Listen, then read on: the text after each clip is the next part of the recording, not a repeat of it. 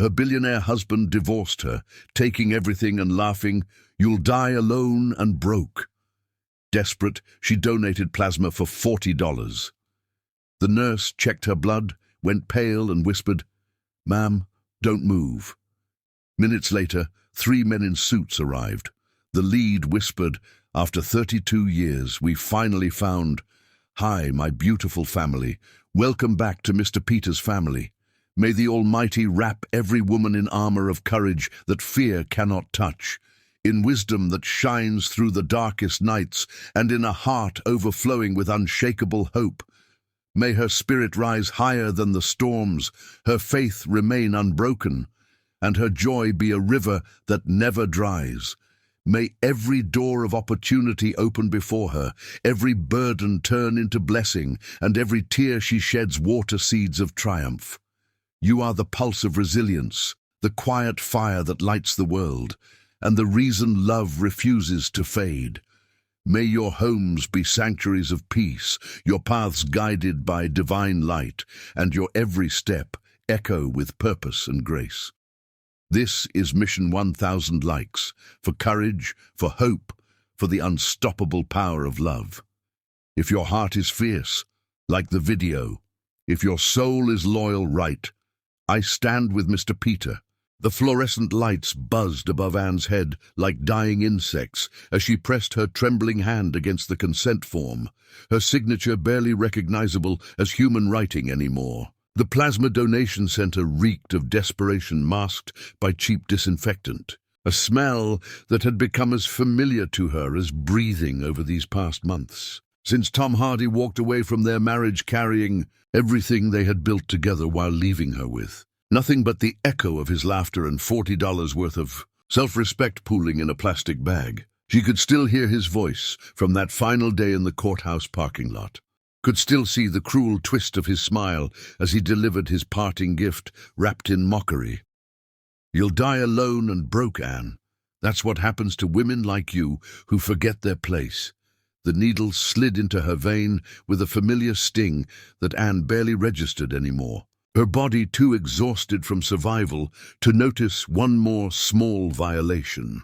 She watched her blood flow through clear tubing, dark and viscous, carrying pieces of who she used to be toward a machine that would determine its value in dollars and cents, the only currency that seemed to matter in a world that had chewed her up and spit her out like bad meat. Anne had loved Tom Hardy with a desperation that frightened her when she allowed herself to remember it clearly. Back when she was working double shifts at the diner with feet that screamed and a back that felt like it might snap in half. Living with 2 roommates who treated her belongings like community property and her privacy like a suggestion. She had grown up in foster care, shuffled between families who collected checks but never collected children, never knowing her real parents or why she had been discarded like trash someone forgot to take out. And that foundational abandonment had carved out a hollow place inside her that Tom seemed to fill completely when he first walked through the diner doors.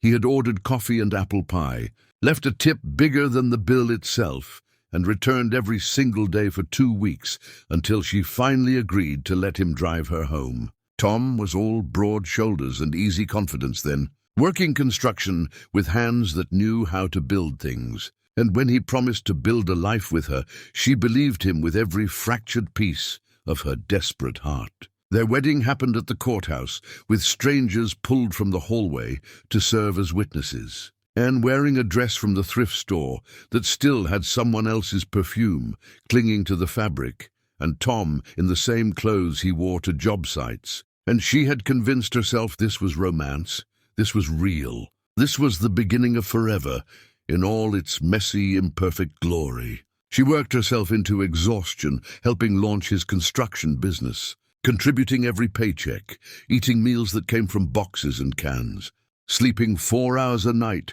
so she could work more shifts and bring home more money to fuel their shared dream.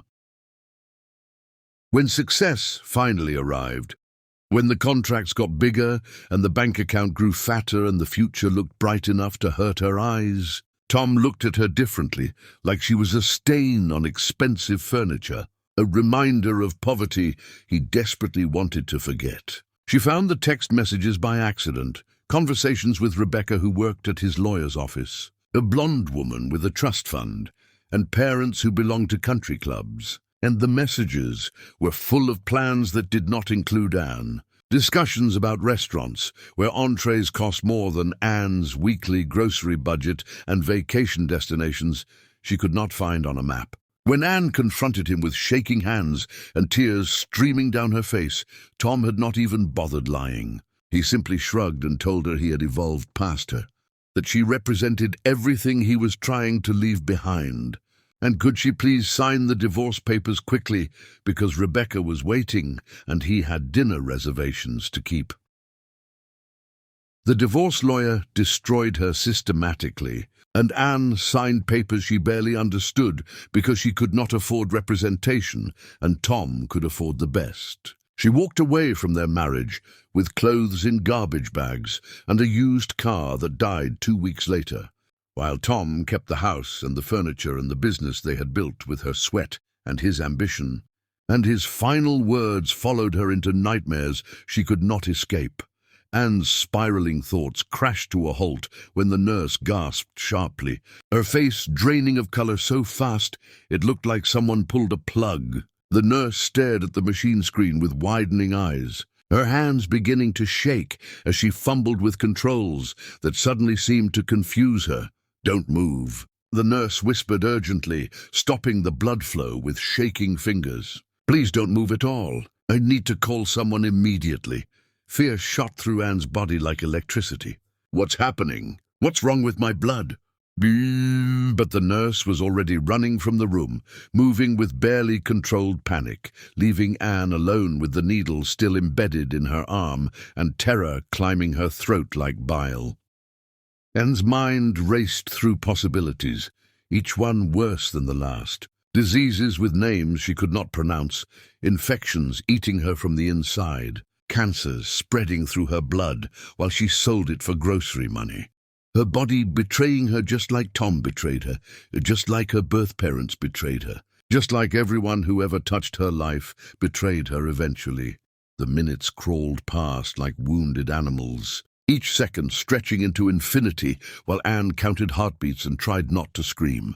She thought about Tom living his perfect life with Rebecca, thought about dying alone in this awful place that smelled like failure, thought about how her entire existence had been nothing but a series of abandonments leading to this final cosmic joke, where even her own blood turned against her. 20 minutes felt like 20 years before the door finally opened and 3 men walked in wearing suits that probably cost more than Anne made in 6 months back when she still had a job.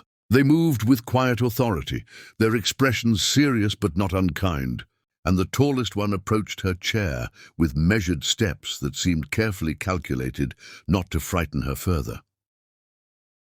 "Miss Anne," he said softly, his voice carrying warmth despite the intensity in his dark eyes.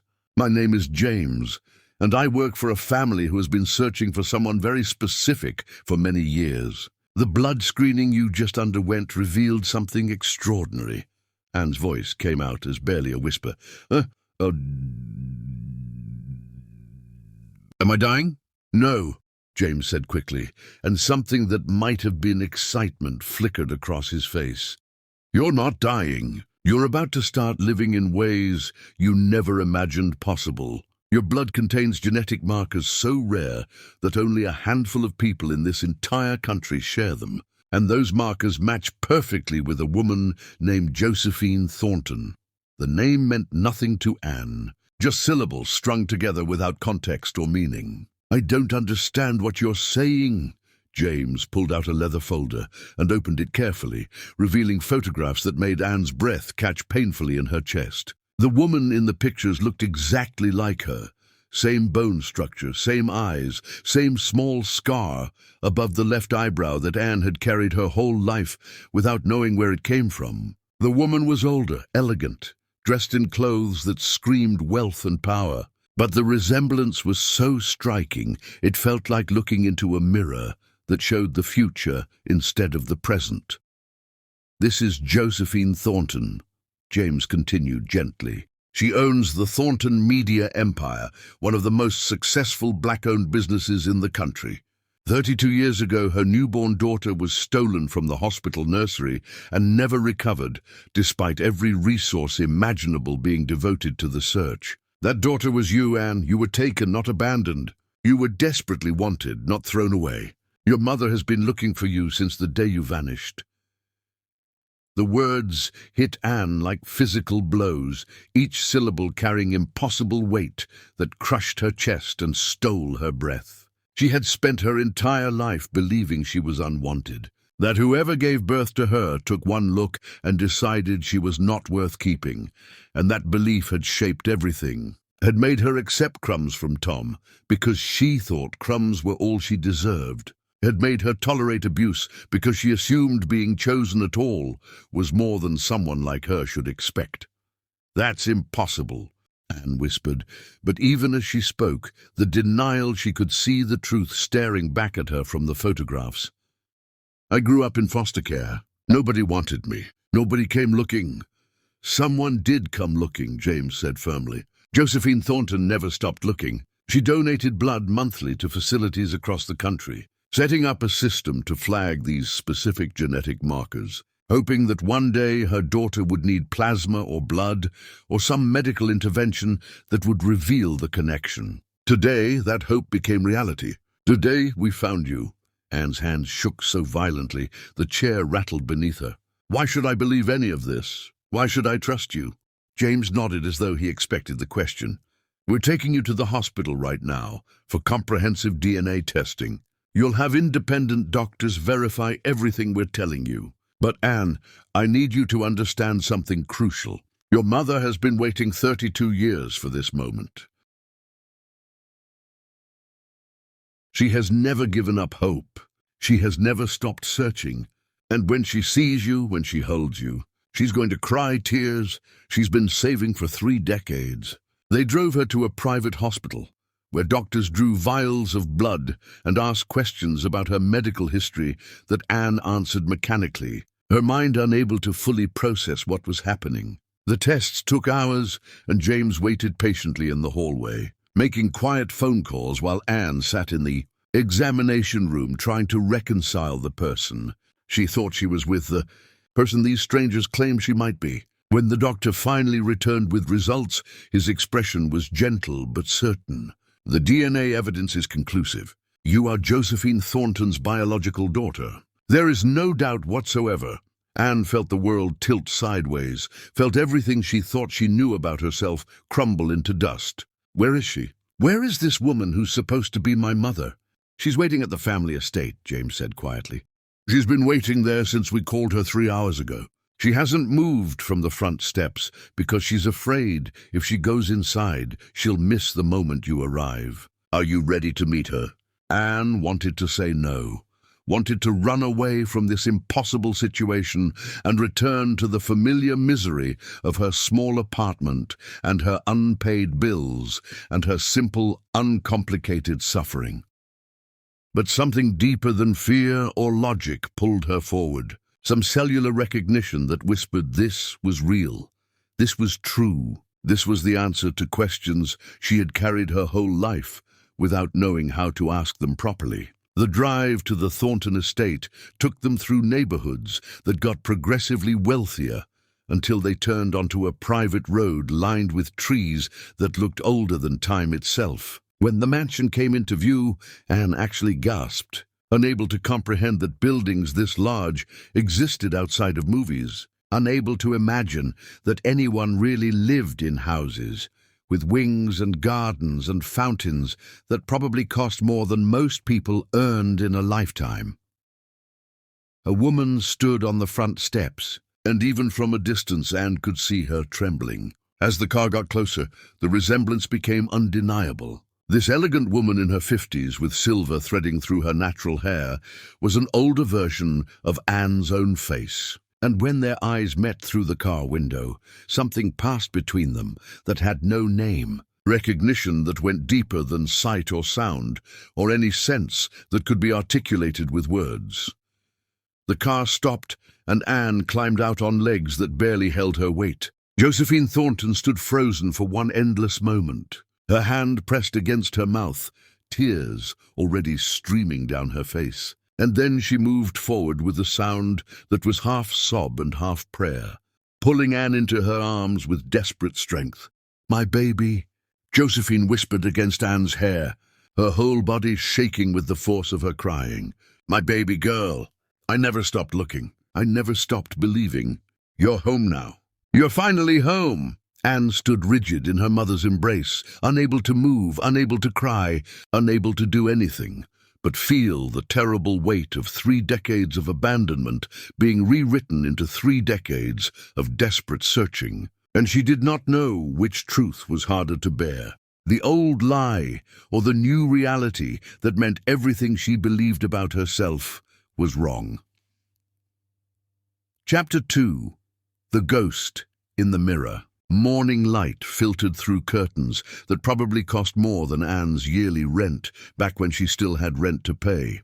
And she woke disoriented in a bed so soft it felt like floating on clouds made of money. The guest room, where they had placed her last night, was larger than her entire previous apartment, decorated with art that belonged in museums and furniture that looked too expensive to actually use. And Anne lay there staring at the ornate ceiling, trying to convince herself this was real and not some elaborate dream her desperate mind had constructed to escape the nightmare her life had become. Her phone buzzed with another missed call from the bill collectors who did not know or care that her entire identity had just been shattered and rebuilt in a single afternoon. Anne silenced it and forced herself out of bed, her reflection in the floor-length mirror showing a woman who looked exhausted and overwhelmed, still wearing the cheap clothes she had donated plasma in yesterday, still carrying the weight of poverty in her shoulders and the fear of abandonment in her eyes. A soft knock preceded Josephine entering with a breakfast tray, her face bright with a hope that made Anne's chest ache. "I thought you might be hungry. I didn't know what you liked, so I had the chef prepare several options." Anne stared at the tray, loaded with food, more food than she normally ate in 3 days, and felt her stomach turn over. "You have a chef. We have a chef," Josephine corrected gently. "This is your home now, Anne. Everything here belongs to you as much as it belongs to me. You're my daughter, my heir, my family." The words felt like stones dropping into deep water, sinking into places Anne could not reach. She had spent 31 years believing she was nobody's daughter, nobody's family, just a foster kid who aged out of the system and barely survived on the margins of a world that did not want her. And now this stranger was claiming her with an intensity that felt suffocating, despite its obvious sincerity. "I need you to understand something," Anne said slowly, her voice rough from suppressed emotion. "I don't know how to be your daughter. I don't know how to live in a place like this. I don't even know how to believe this is real and not just another cruel joke the universe is playing on me." Josephine's eyes filled with tears, but she blinked them back.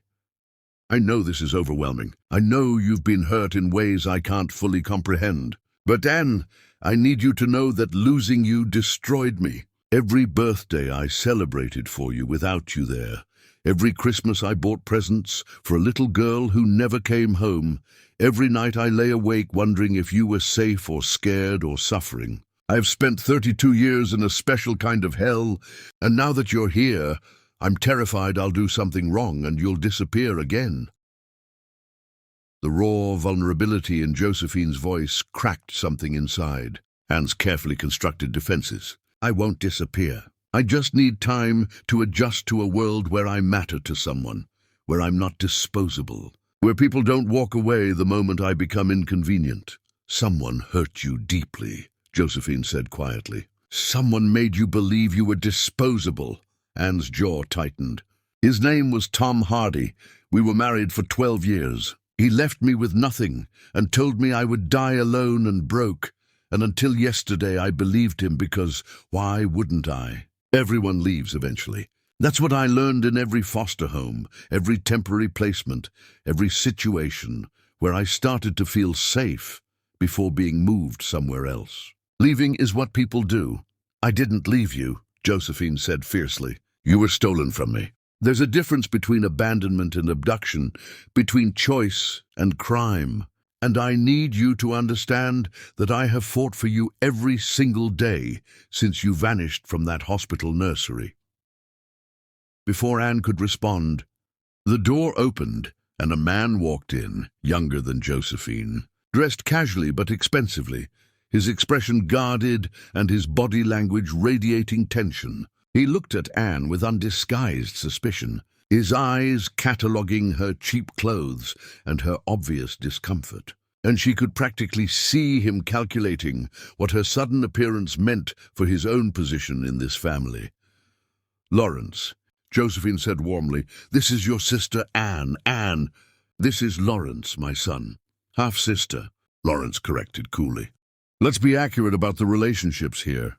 He turned his attention to Anne fully. So you're the missing daughter.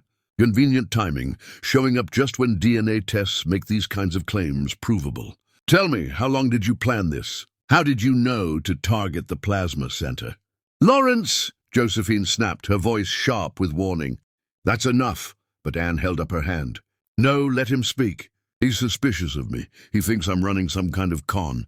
And honestly, that makes more sense to me than anything else right now. I didn't plan anything. I was broke and desperate and selling my blood to avoid eviction, and now I'm supposedly the heir to a fortune I didn't know existed. I understand his skepticism because I feel it too.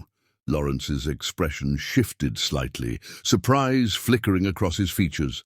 You're not what I expected. What did you expect? Someone more polished. Someone who seemed comfortable claiming what isn't hers. Nothing about this is comfortable, Anne said flatly. And I'm not claiming anything. I'm just trying to survive, same as I've always done. Except now I'm surviving in a house that feels like a museum and wearing clothes that smell like poverty while everyone around me pretends not to notice. Josephine set the breakfast tray down with more force than necessary. Anne, we're going shopping today. I'm going to buy you a complete new wardrobe, and before you argue, understand that this isn't charity. This is a mother dressing her daughter, something I've dreamed of doing for 32 years. Shopping meant driving to stores Anne had only seen from the outside, stores where the staff greeted them by name and brought champagne, while Anne tried on clothes that cost more per item than she used to earn in a month. Josephine watched with undisguised joy as Anne modeled dresses and suits and casual wear, buying everything Anne even glanced at twice. And while part of Anne wanted to resist the excess, another part of her, the part that had eaten ramen noodles for dinner and worn shoes with holes in the soles, and pretended she was not hungry when food was too expensive, wanted to sink into this luxury and never surface. They returned to the mansion with more shopping bags than Anne could count, and Josephine insisted on a family dinner that evening to introduce Anne to extended relatives who had heard about the miraculous reunion and wanted to meet the lost daughter who had finally come home. Anne dressed in one of the new outfits, a deep blue dress that fit perfectly and probably cost enough to have paid her rent for 3 months. And when she looked in the mirror, she barely recognized herself. Dinner was overwhelming. A table full of cousins and aunts and uncles who asked questions Anne did not know how to answer about her childhood and her life and her plans for the future. She answered carefully, revealing as little as possible, protecting herself from these strangers who shared her blood but not her history. And through it all, she felt Lawrence watching her with an expression she could not quite read. Suspicion mixed with something that might have been grudging respect. After the relatives left, Anne escaped to the mansion's library, needing quiet and solitude after hours of performing normalcy she did not feel.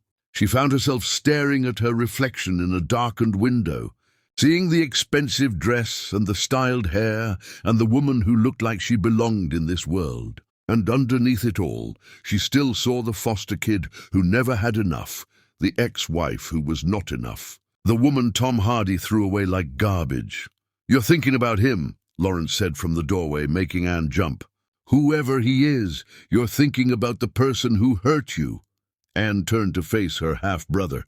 "His name is Tom Hardy. He's my ex-husband. He divorced me, took everything, and told me I was worthless. Yesterday I believed him. Today I'm supposedly worth billions. The math doesn't add up." "The math always adds up," Lawrence said, moving into the room. "Your worth isn't defined by his assessment. It never was. But I understand the feeling. When you've been told you're nothing for long enough, believing you're something feels like a lie." "Why are you being nice to me now?"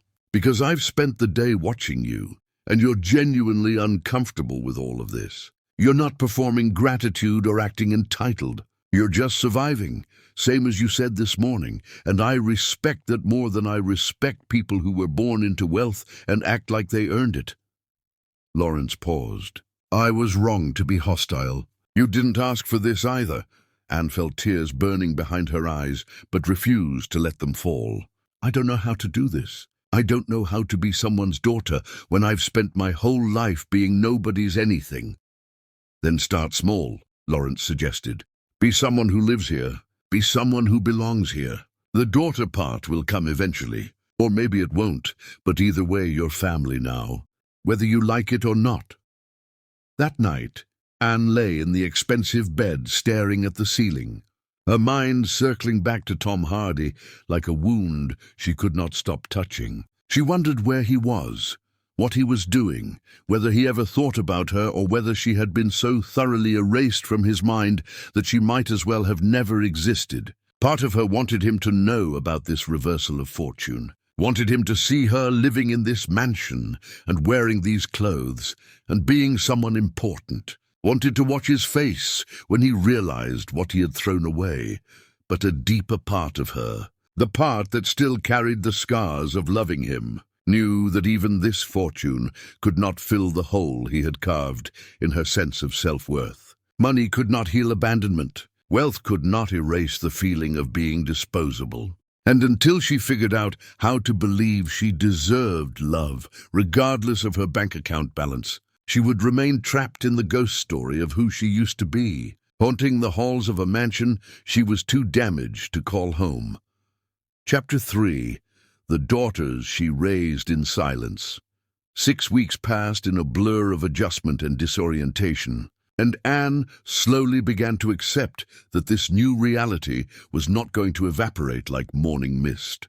She learned the rhythms of the household, met with lawyers who explained trust funds and inheritance structures she barely understood, and spent awkward but increasingly comfortable evenings with Josephine, who seemed content just to sit in the same room and know her daughter was real and present and safe. Lawrence had softened considerably, sometimes even seeking Anne out for conversation, and while they were not close, there was a tentative understanding growing between them. Siblings learning to navigate shared space after a lifetime of being only children. But through it all, Anne carried a secret that pressed against her chest like a stone she could not dislodge. A truth she had not spoken to anyone in this new family, because speaking it would make it real in ways she was not ready to handle. That morning, standing in the marble bathroom of her guest suite, turned permanent bedroom, Anne finally called the number she had been avoiding, her hands shaking as she dialed. The phone rang 3 times before a familiar voice answered, sharp and suspicious. "Mom, where have you been? We've been calling you for 6 weeks. We thought you were dead." Anne's throat closed around tears she had been suppressing. "Delilah, I'm so sorry. I should have called sooner." "Sorry? You disappear completely. Stop answering texts, and now you're sorry." Delilah's anger was righteous and justified. "Avi has been crying every night, thinking something terrible happened to you. What the hell is going on?" "You know, something did happen," Anne said slowly. "Something impossible. I need you and Ivy to come to an address I'm going to send you. I need to explain everything in person because you won't believe it otherwise. Are you in trouble? Do you need money?" The question made Anne laugh, a broken sound that hurt coming out. "No, baby, I'm not in trouble. Just come, please, both of you." She sent the address and spent the next 2 hours pacing her room, rehearsing words that never sounded right. "How did you tell your daughters that everything they knew about their mother's life was only a fragment of a larger story? How did you explain that the woman who raised them in poverty, who worked 3 jobs and went without meals so they could eat, was actually the stolen heir to a media empire worth billions? When the security guard called to announce visitors, Anne raced downstairs, her heart pounding. Josephine watched from the library doorway with curiosity, Lawrence appearing behind her, both of them recognizing that something significant was happening, even if they did not understand what. Anne opened the front door herself, and there they stood, her daughters, her beautiful, brilliant daughters who carried her heart outside her body. Delilah, fierce and sharp-edged in a business suit despite it being the weekend, her natural hair cut close to her skull, her eyes blazing with questions and concern. Ivy, softer but no less strong, wearing flowing clothes and carrying worry in the tension of her shoulders, her locks pulled back with a colorful scarf. They both froze when they saw the mansion behind Anne, their expressions shifting from concern to confusion to something approaching shock. Delilah recovered first, her lawyer's mind already cataloguing details and forming theories. "Mum, what is this place? Whose house is this?" "Mine," Anne said, and the word felt foreign in her mouth. "Or it is now. It's a long story. Come inside, please." They entered slowly, taking in the opulence with wide eyes. And when Josephine stepped forward from the library, Delilah actually gasped because the resemblance was undeniable. 3 generations of women wearing the same face with slight variations. Anne made introductions with shaking hands. "Josephine, Lawrence, these are my daughters, Delilah and Ivy. They're twins. They're 31. She turned to her daughters, her voice breaking. "Girls, this is Josephine Thornton. She's my biological mother. I was stolen from her as a baby. She found me 6 weeks ago through a blood test at a plasma donation center." The silence that followed was deafening. Delilah and Ivy stared at their mother, at their grandmother they did not know existed, at the mansion and the wealth and the impossible story unfolding in front of them. Ivy spoke first, her voice small and uncertain. "You were donating plasma? Mom, why didn't you tell us things were that bad?" Because you both struggle enough without worrying about me," Anne said. "Because I'm supposed to be the parent who has everything under control, not the disaster who can't keep her life together. Except now you're a billionaire." Delilah's voice carried disbelief. "This is insane. This is actually insane." Josephine stepped forward carefully. "Your mother grew up believing she was abandoned, when in reality she was stolen from me as a newborn. I've spent 32 years searching for her. And now I discover I'm not just getting my daughter back, I'm getting granddaughters too. Beautiful, brilliant granddaughters who clearly got the best of both sides of their family." The words broke something in Ivy, and she started crying, which set Anne off. And suddenly all 3 women were sobbing, while Delilah stood rigid, her lawyer's training keeping her emotions locked down, even as tears leaked from her eyes despite her best efforts. Lawrence retreated tactfully, giving them privacy, and Josephine guided them all to the library couches where they sat close together, years of separation dissolving in the shared weight of this impossible reunion. Hours passed in explanation and storytelling, and told them about Tom Hardy's divorce, about the poverty she had been hiding from them, about the desperation that led her to the plasma center. Josephine told them about the stolen baby, the decades of searching, the genetic markers that finally brought her daughter home. And slowly, carefully, Anne revealed the secret she had carried for 31 years. The truth she had never spoken, because speaking it would give Tom Hardy power over the most precious things in her life. "Your father," Anne began, and both girls went still. "His name is Tom Hardy. He's the man who divorced me when you were born, except he divorced me before I knew I was pregnant. We were married 12 years. I loved him completely. He left me for another woman and took everything, and I found out about you 2 weeks after he was gone." Delilah's voice was ice. "Did you tell him?" "I tried," Anne said quietly. "I sent letters to his business address, to his new apartment.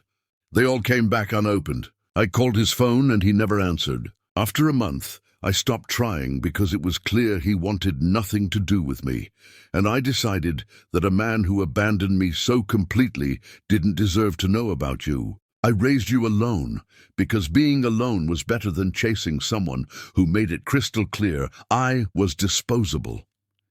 Good, Delilah said fiercely. He doesn't deserve us. He never deserved you. Ivy was quieter, processing. Does he know now? With all the media coverage about you being found, does he know you're wealthy? I don't know what he knows, Anne admitted. I've been hiding here trying to figure out who I am now, that everything I believed about myself was wrong. Josephine watched this exchange with increasing understanding. These girls are Tom Hardy's biological children, but he never knew they existed. He never wanted to know, Anne corrected. There's a difference. He made himself unreachable, made it clear he wanted no contact, wanted no reminders of the life he was leaving behind. I was that life. They would have been too. Screw him, Delilah said bluntly. We had you, and you were worth 10 of whoever he is. You worked yourself into exhaustion for us. You gave us everything. You loved us enough that we never felt the absence of a father because your love took up all the space. Anne pulled both daughters close, breathing in their familiar scents, feeling the weight of 3 decades of sacrifice and love and determination settling into something that felt almost like peace. They were here, they were hers, and Tom Hardy's absence from their lives was his loss, not theirs. Josephine stood and moved to sit beside her newly discovered family. You're all welcome here for as long as you want. This is your home now, too. All of you. Family takes care of family, and I have 31 years of grandmother duties to catch up on. That evening they gathered for dinner, and Anne watched her daughters interact with Josephine and Lawrence, watched them slowly relax into the unfamiliar luxury, watched them claim space in this mansion, the same way they had claimed space in every tiny apartment Anne had ever rented. They stayed the night in guest rooms that made their own apartments look like closets. And in the morning over breakfast, Delilah asked the question that had been building since the previous afternoon. What happens if he finds out? What happens if Tom Hardy discovers not only that you're wealthy now, but that he has daughters he never knew about? Anne's hand tightened around her coffee cup. Then we deal with it. But he doesn't get to claim you. He doesn't get to show up 3 decades late and pretend biology trumps everything. You're mine. You've always been mine, and no amount of DNA is going to change that. Ivy reached across the table and squeezed Anne's hand. We're not going anywhere, Mom. We've survived poverty. We've survived your struggle with a broken heart. We've survived everything life threw at us together. Some random sperm donor doesn't get to change that now. But even as they spoke brave words, Anne felt dread settling into her bones like winter cold. Tom Hardy was out there somewhere, living his life, and if he discovered what she had, if he learned about Delilah and Ivy, she knew with terrible certainty that he would not stay away. Men like Tom Hardy did not ignore opportunities, especially opportunities wrapped in inheritance and blood ties and legal claims to generational wealth. And Anne was right to be afraid, because 3 states away, Tom Hardy was watching the news coverage of the Thornton family's miraculous reunion, and in the background of one photograph, barely visible but unmistakable, were 2 young women who looked enough like him that his blood ran cold with recognition and possibility. Chapter 4. The Ruins of a Man. Tom Hardy stared at his television screen until his eyes burned. Remote control forgotten in his hand as the local news ran yet another human interest story about the Thornton family reunion. The anchor spoke with manufactured emotion about miracles and modern technology, about a stolen baby found after 32 years through a routine plasma donation. And Tom barely heard the words because all his attention was locked on the woman standing beside Josephine Thornton on those mansion steps. The woman who looked hauntingly familiar despite her expensive clothes and styled hair. Anne, his ex-wife Anne, the woman he had divorced with such casual cruelty, the woman he had told would die alone and broke. was apparently the missing Thornton heir, and now worth more money than Tom would see in 10 lifetimes, even if he lived forever. The remote slipped from his fingers as his whole body went numb with shock. He had destroyed her so completely, had taken everything in the divorce and laughed about it. And now she was standing in front of a mansion that probably had more bathrooms than their entire neighborhood used to have houses. The unfairness of it hit him like a physical blow. Rage and disbelief, and something that might have been regret if he had been capable of that particular emotion. But it was the next image that stopped his heart entirely.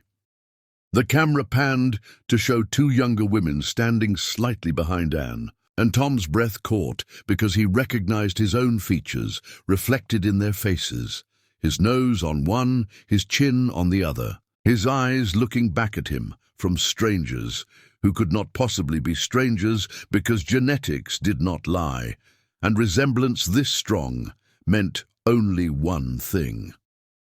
He had daughters. Anne had been pregnant when he left her, and she had never told him. And now those daughters were grown women standing in front of a fortune that was technically their inheritance too. And Tom's mind immediately started calculating angles and opportunities and ways to turn this cosmic joke into his own advantage. His apartment, a shabby 1-bedroom in a building that smelled like old cooking and broken dreams, suddenly felt even more pathetic than usual. Tom looked around at the peeling paint and the furniture he had pulled from dumpsters, and the life he had somehow ended up living despite all his success just a few years ago. The construction business had collapsed spectacularly. Contracts drying up during an economic downturn, debts piling up faster than he could manage them, and Rebecca had left him the moment the money disappeared, taking half of what remained and making it clear she had married potential, not the man himself.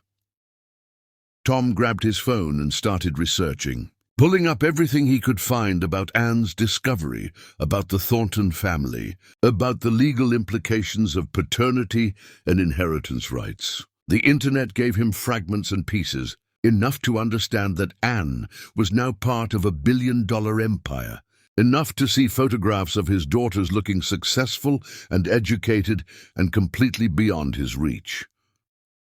He found Delilah first, a civil rights attorney with a growing reputation and a social media presence that radiated competence and fierceness. Then Ivy, an artist and music teacher whose work appeared in local galleries and whose students clearly adored her. Both of them successful despite growing up in poverty. Both of them bearing his genes but Anne's influence. Both of them living proof that he had walked away from something valuable and never even known it existed. The math was simple, even for someone as desperate as Tom had become. Those girls were his biological daughters. They were inheriting from the Thornton empire. He was their father.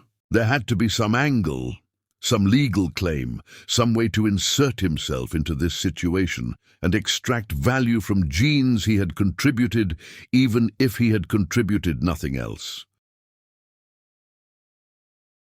Tom spent 3 days researching lawyers, making calls he could barely afford, trying to determine what rights he might have. The answers were uniformly discouraging. He had no legal claim to Anne's inheritance because they were divorced, and he had signed papers relinquishing all future claims to anything she acquired. His daughters were adults who could choose whether or not to have contact with him. Without their consent, he had no automatic right to access them or their money. Biology was not enough. Courts would laugh him out of the building. But Tom Hardy had not survived construction work and business failures and Rebecca's departure by giving up when things looked impossible. He had survived by being persistent, by finding angles other people missed, by pushing until something gave way. And Anne was the weak point here because Anne had loved him once. And people who loved you always had soft spots that could be exploited if you knew where to press. He showed up at the Thornton estate gates 3 weeks after seeing the news coverage, wearing the best suit he still owned, even though it was years out of style and did not quite fit anymore. The security guard looked at him with undisguised skepticism when Tom announced he was there to see Anne. And after a tense phone conversation that Tom could not hear, the guard informed him that Miss Anne was not receiving visitors and he should leave the property. Tom returned the next week, and the week after that, each time being turned away, but making sure his visits were logged, making sure there was a record of his attempts at contact. He sent letters that he suspected were never delivered, left voicemails on numbers he found through internet searches that were probably disconnected or ignored. He was building a case of attempted reconciliation, creating a paper trail that might be useful later if this ever ended up in court. His break came through Lawrence Thornton's private investigator, who Tom managed to intercept at a coffee shop through a combination of research and dumb luck. Tom bought the man a drink and told him a sob story about being Anne's ex-husband, about wanting to apologize for past mistakes, about hoping for closure, and the investigator, perhaps feeling sympathetic or perhaps just bored, mentioned that Anne had been invited to a charity gala at the mansion the following month. Tom spent his last bit of money on a tuxedo rental and crashed the gala, slipping in with a group of late arrivals, and for the first time in months, he felt like himself again, surrounded by wealth and pretending he belonged there. He accepted champagne from passing waiters and made small talk with donors who assumed he was someone important. And through it all, he kept his eyes locked on Anne, this woman he had discarded, who now glowed with confidence he had never seen before. She was breathtaking in a way he did not remember, wearing a dress that probably cost more than his monthly rent, her natural hair styled elaborately, her laugh genuine as she spoke with guests who clearly adored her. Tom felt something twist in his chest, not quite regret, but close to it, the recognition that he had thrown away something valuable before understanding its worth. And then he saw them, his daughters, moving through the crowd with a kind of easy grace that spoke to quality education and comfortable upbringings despite the poverty Anne must have survived to give them those things. One of them was intense and sharp, watching everyone with assessing eyes, while the other was softer but no less observant. And Tom's heart raced because they were his biology, his legacy, his potential ticket back to relevance. Lawrence introduced him to the intense one, Delilah, mentioning she was Anne's daughter, and Tom shook her hand while his mind raced. He asked polite questions about her work, complimented her obvious intelligence, and felt her watching him with an attention that suggested she saw more than he wanted to reveal. She excused herself quickly, and Tom felt rather than saw Anne watching from across the room. Later, the softer one approached him, introducing herself as Ivy, and Tom turned on the charm he had once used on Anne, complimenting her art, her work with children, her obvious talent. She smiled, but her smile did not reach her eyes, and when she asked if he had children of his own, Tom answered honestly without understanding the trap. "No, I never had kids. Never met the right person to have them with." He watched something flicker across her face, disappointment maybe, or vindication, and she excused herself politely before disappearing into the crowd. Tom stood alone with his champagne, and across the room Anne stared at him with an expression he could not read, triumph mixed with something that looked almost like pity, and he realized he had just failed some test he had not known he was taking. Chapter 5. The Night He Forgot. Anne invited Tom to the mansion 5 days after the gala, having him brought in a Thornton car like a prisoner being escorted to trial. And Tom tried to maintain his composure during the drive. Even though his hands shook with nerves, he refused to acknowledge. The driver said nothing, offered nothing, just deposited Tom at the front entrance and drove away, leaving him to face the massive doors alone. A staff member led him through halls that seemed designed to make visitors feel small, past art that belonged in museums and furniture that whispered old money and permanence, until finally they reached a library where Anne sat waiting with Josephine and Lawrence, flanking her like judges at a sentencing hearing. Tom's mouth went dry when he saw Anne up close for the first time since the divorce. saw the woman he had destroyed sitting in a position of absolute power while he stood before her with nothing. "Sit down." "Tom," Anne said, her voice flat and emotionless. She gestured to a chair positioned directly across from her, close enough that he could see every detail of her face, far enough that he could not reach her even if he tried. Tom sat and tried to look confident, but everything about this room and this situation was designed to strip him of that particular delusion. Anne studied him for a long moment, her dark eyes cataloguing every detail of his decline. The weight he had lost, the grey in his hair, the cheap suit he was trying to pass off as acceptable. When she finally spoke, her words came slow and deliberate, each one landing like a small blade, finding vulnerable flesh. "Do you remember our last night together, Tom? The night before you left me?"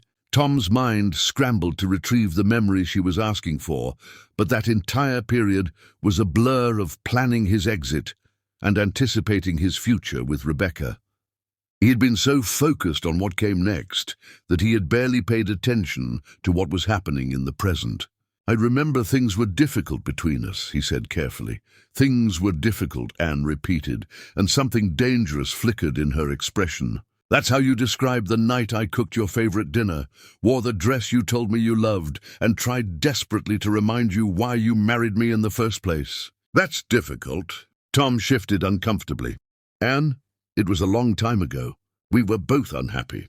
"You were unhappy," she corrected sharply. "I was terrified. I knew you were leaving, could feel you slipping away. And that night I gave you everything I had left to give. I made love to you like it was the last time, because I knew it was the last time. And I begged you without words to remember what we had, to choose me over whatever shiny new thing had caught your attention." The memory came back in fragments. Anne in red, Anne reaching for him with desperation he had found suffocating, and clinging to him after sex with a need that had made him feel trapped rather than loved. He had given her his body that night, but his mind was already with Rebecca, already planning his escape, and the guilt he had suppressed for years suddenly felt sharp and immediate. "You left at dawn," Anne continued, her voice steady despite the emotion beneath it. "You left divorce papers on the kitchen table and a note saying you had met someone who understood your ambitions better than I did. You told me not to contact you, that your lawyer would handle everything. And then you drove away like our 12 years together were nothing more than an inconvenient phase you had finally outgrown." "I was cruel," Tom admitted, because there was no point denying what they both knew was true. "I was young and stupid, and I made terrible mistakes." "Mistakes?" Anne leaned forward, her voice dropping to something barely above a whisper, but somehow more frightening than shouting would have been. "You destroyed me. You took everything we built and walked away laughing. And I was so broken afterward that I donated plasma for $40 just to avoid being homeless." "That's not a mistake, Tom. That's malicious cruelty." Josephine spoke for the first time, her voice cold. "You told my daughter she would die alone and broke. You laughed when you said it. That's not the behavior of someone who made mistakes. That's the behavior of someone who enjoyed causing pain." Tom wanted to defend himself, but the words would not come because Josephine was right, and they all knew it. He had enjoyed Anne's pain in a sick way, had felt powerful in her powerlessness, had needed her to be small so he could feel big. "And that truth was too ugly to speak aloud. 2 weeks after you left me," Anne said quietly, "I discovered I was pregnant. With twins, your daughters, Tom. Conceived on that last night when I was trying to save our marriage and you were already mentally gone." The words hit Tom like a physical blow, stealing his breath and his ability to think. Pregnant, twins, daughters. The pieces he had already suspected now confirmed with brutal certainty, and suddenly every calculation he had made, every angle he had planned, seemed pathetically transparent and doomed to failure. "I tried to tell you," Anne continued relentlessly. "I sent letters to your business address, to your apartment with Rebecca. You sent them all back unopened. I called your phone and you never answered. After a month, I stopped trying because you had made it abundantly clear that you wanted no contact, no reminders, no connection to the life you were leaving behind. So I raised them alone, Tom. I worked 3 jobs while pregnant. I gave birth to your daughters in a county hospital with no family beside me. I raised them in poverty while you built your business with money that should have supported them. Tom's mouth opened, but no sound emerged. The weight of what he had missed, what he had abandoned, pressed down on him like physical force. Delilah had pneumonia when she was 5, Anne said, her voice shaking now. I had to choose between medicine and rent. I chose medicine and we were evicted. We slept in my car for 2 weeks in January, while I worked enough hours to scrape together first month and deposit for a new place. Ivy needed glasses when she was 7, but glasses cost money we did not have, so she sat in the front row of every class, squinting at the board until a teacher noticed and the school paid for them. Do you understand what I'm telling you, Tom? Your daughters suffered poverty and hardship because you were too goddamn selfish to be bothered maintaining even the most basic level of contact with the woman you divorced. I didn't know, Tom whispered, and even to his own ears it sounded pathetic. You didn't want to know, Anne corrected fiercely. There's a critical difference between ignorance and willful blindness, and you chose blindness because it was convenient. Because my pregnancy would have complicated your new life with Rebecca. Because acknowledging that you had children would have required you to be responsible for something other than your own ambition. Tom looked at Josephine, at Lawrence, at Anne, and saw no sympathy in any of their faces, just cold judgment and the recognition that he had failed in every way a human being could fail. Can I meet them? He asked desperately. Can I talk to my daughters? They're not your daughters, Anne said flatly. They're mine. Biology is meaningless next to 31 years of love and sacrifice and showing up every single day. You're a sperm donor, Tom, nothing more. And if you think those girls want anything to do with you after learning what you did to me, you're even more delusional than I thought. Lawrence spoke for the first time, his voice carrying quiet menace. You signed papers relinquishing all claims to anything Anne acquired post-divorce. You have no legal right to her inheritance. You have no automatic rights to contact with adult children who want nothing to do with you.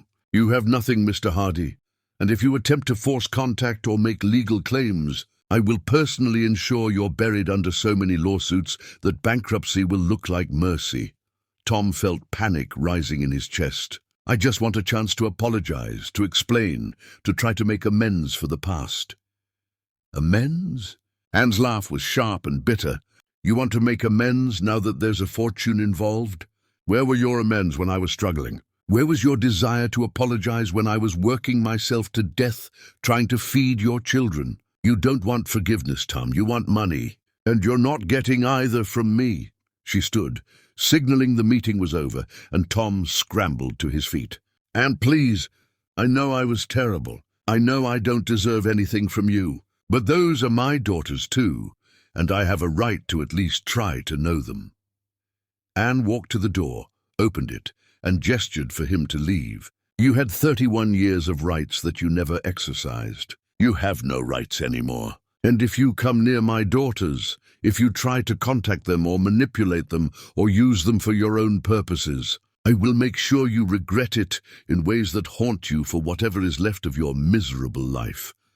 Tom left the mansion feeling hollowed out, the security guard driving him back to the gates without a word. And as the estate disappeared behind him, he understood that he had lost something more valuable than money or success. He had lost any chance at redemption, any possibility of being more than the man who walked away from everything that mattered. And that realization hurt worse than any financial loss ever could. Chapter 6, The Father Who Never Knew. The text message from Lawrence arrived on Anne's phone 3 days after Tom's visit to the mansion, and its contents made her blood run cold despite the warm afternoon sun streaming through the library windows. Lawrence had discovered through his investigative team that Tom was researching Delilah and Ivy obsessively online, pulling up every social media profile, every published article, every photograph he could find, zooming in on their faces, comparing features, running timeline calculations between his divorce and their apparent ages. Anne called an emergency family meeting in the library, the same room where she had confronted Tom, because that space now felt like a courtroom where truth was excavated and consequences delivered. Josephine arrived first, her expression concerned when she saw Anne's face, followed by Lawrence carrying his tablet, loaded with evidence of Tom's digital stalking. Delilah and Ivy arrived last, both having rushed over from their respective apartments, and their worry was palpable when they saw their mother's distress. "He knows about you," Anne said without preamble, looking at her daughters. "Tom Hardy has figured out that you're his biological children, and according to Lawrence's investigators, he's been researching you obsessively for days. I think he's planning something, trying to figure out how to use your existence to his advantage. And I need to tell him the truth before he tries to approach you directly and control the narrative." Delilah's jaw tightened. "Let him try. I'm an attorney. I know my rights. He has no legal claim to us as adults, and I will bury him in paperwork if he attempts to harass us." "This isn't about legal rights," Anne said quietly. "This is about him potentially ambushing you somewhere public, crying about being denied his children, making you feel guilty for circumstances that were his fault, not yours. Tom is manipulative. That's what he does. He manipulates situations until he gets what he wants, and what he wants is access to your inheritance." Ivy spoke softly, always the gentler of the twins. "What do you want to do, Mom?" "I want to bring him back here tomorrow and tell him the truth with both of you present," Anne said. "I want him to see you, to meet you properly, and to understand with absolute clarity that you are not interested in any relationship with him. I want to rob him of the ability to play the victim, to claim he was kept from his daughters, by giving him exactly what he thinks he wants, and watching him realize it gains him nothing." Josephine placed a hand on Anne's shoulder. "Are you sure about this? Confronting him again so soon?" "I'm done protecting him from consequences," Anne said fiercely. "I'm done carrying this secret like it's my shame instead of his. He walked away from me pregnant and never looked back. He needs to face what that choice actually cost him. And my daughters need to see him for exactly what he is, so they're never tempted to romanticize the absent father or wonder what they missed."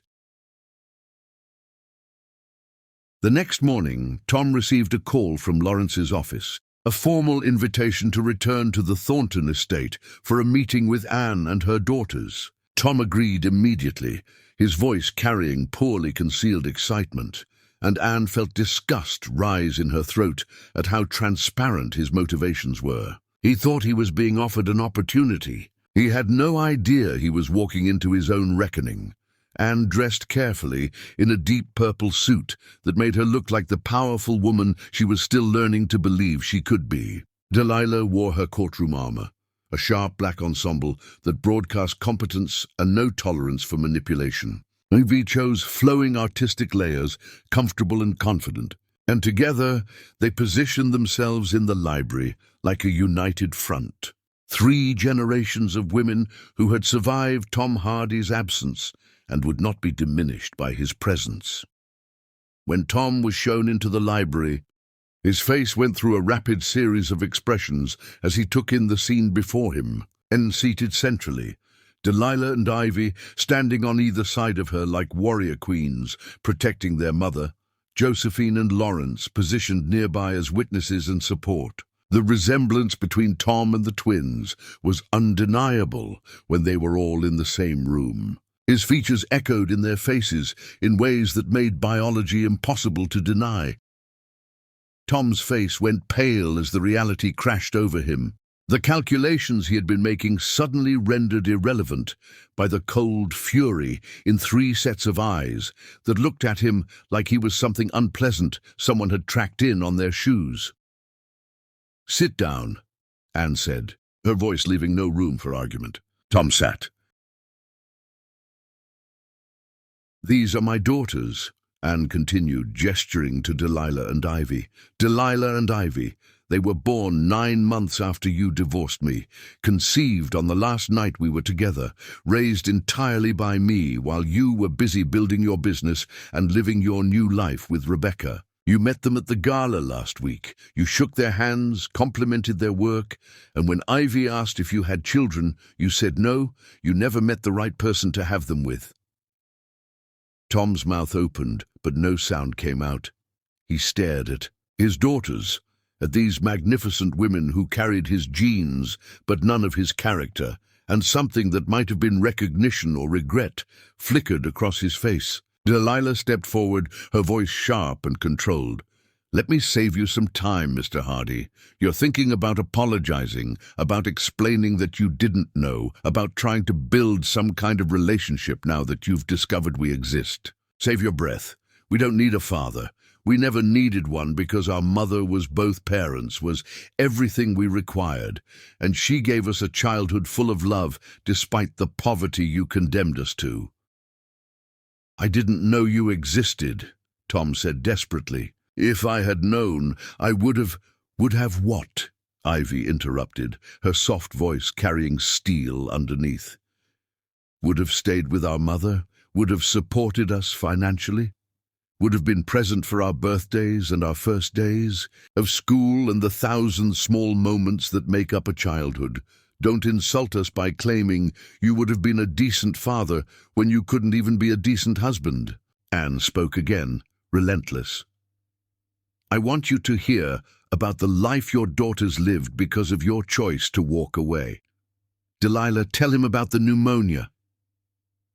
Delilah's expression was cold. "When I was 5, I had pneumonia. My fever hit 105 degrees. Mum had to choose between medicine and paying rent. She chose medicine, which meant we were evicted. We lived in her car for 2 weeks in January, me and Ivy wrapped in every piece of clothing we owned, sleeping in parking lots, using gas station bathrooms to wash up before Mom dropped us at school so nobody would know we were homeless." Tom's face crumbled. "Anne, I'm so sorry. I had no idea things were that bad for you." "Of course you had no idea," Anne said flatly. "You never asked. You never checked. You never once wondered if the woman you divorced was surviving or suffering, because you were too busy living your best life to care about collateral damage." "Ivy," Anne continued, "tell him about the glasses." Ivy's voice shook slightly, but remained firm. "When I was 7, I couldn't see the board in class. I needed glasses, but Mom couldn't afford them. I sat in the front row squinting until my head hurt every single day, until a teacher finally noticed and contacted the school nurse, and the school paid for my glasses through some assistance program because my mother was working 3 jobs and still qualified as low income." "3 jobs," Anne repeated. "I worked 3 jobs, Tom. I cleaned offices at night, waited tables during breakfast and lunch shifts, and did data entry from home during Ivy and Delilah's nap times. I slept 4 hours a night for years. I gave blood for extra money.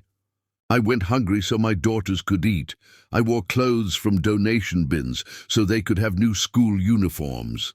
I sacrificed everything, and you know what the worst part was? I didn't even blame you. I blamed myself. I believed your words. From the courthouse parking lot, believed I was worthless, believed I deserved the suffering because if I had been enough, you would have stayed." And tears rolled down Tom's face now, and Anne felt nothing watching them fall. "I was wrong," Tom whispered. "I was so wrong about everything. You were enough. You were always enough. I was just too stupid and selfish to recognize what I had." "No, you're right about that," Delilah said coldly. "You were stupid and selfish, and you still are, showing up here now because you smell money. You don't want to apologize to Mom. You don't want to know us as people. You want access to the Thornton fortune, and you think biology gives you some claim to wealth you never earned and don't deserve." "Oh, that's not true," Tom protested weakly. "I just wanted a chance to know my daughters, to try to make up for lost time." "Make up for lost time?" Ivy laughed bitterly. "You can't make up for 31 years. You can't retroactively attend the moments that mattered. You weren't there when I learned to play piano on a keyboard Mom bought at a yard sale. You weren't there when Delilah won her first debate competition. You weren't there for our high school graduations, or our college acceptances, or any of the 1,000 moments when having a father would have made a difference. You were absent by choice, and now you want credit for showing up? That's not how fatherhood works." Tom looked at Anne desperately. "Please, I know I don't deserve anything from you, but they're my daughters too. Biology has to count for something." "Biology counts for nothing," Anne said quietly. "Fatherhood isn't about sperm donation, Tom. It's about showing up every single day. It's about sacrifice and love and putting your children's needs above your own comfort. It's about being present, even when being present is hard or expensive or inconvenient. You failed at all of those things before Delilah and Ivy were even born, and nothing you do now can change that." Lawrence stepped forward. "This meeting is over. You've been given what you claimed to want, a chance to meet your biological children. Now you know they want nothing to do with you, and you need to respect that. If you attempt to contact them, if you show up at their homes or workplaces, if you try to use your biological connection to access the Thornton fortune, or manipulate any situation involving this family, I will destroy you legally. Do you understand?" Tom stood on shaking legs, looking at his daughters one last time, seeing no warmth or welcome in their faces, just ice-cold judgment and the door closing on any possibility of redemption. "I'm sorry," he whispered. "I'm so sorry for everything." "Your apology means nothing," Delilah said. "Sorry doesn't pay rent or feed children or erase trauma. Sorry is just a word you're using now because you finally understand what you lost. Well, congratulations. Now you get to live with that knowledge forever."